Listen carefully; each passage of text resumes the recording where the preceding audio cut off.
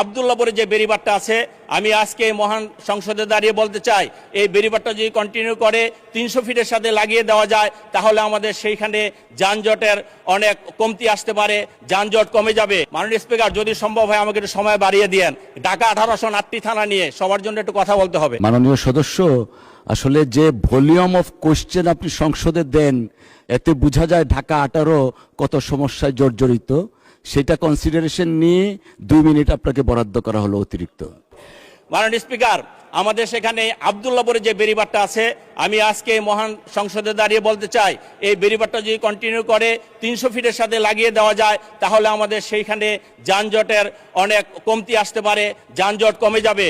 সেই জন্য আমি অনুরোধ করব, আজকে যারা এই সংস্থার সাথে জড়িত, আমরা যাতে সেটা সার্ভে করি, আমরা সেই জায়গায় যাতে আমরা সেই রাস্তাগুলা চওড়া করে আমরা যাতে সেখানে একটা বেড়িবাঁধ করতে পারি, আমাদের সেই জায়গার এই যানজটের এই দুর্বিপাক থেকে মানুষ রক্ষা পেতে পারে।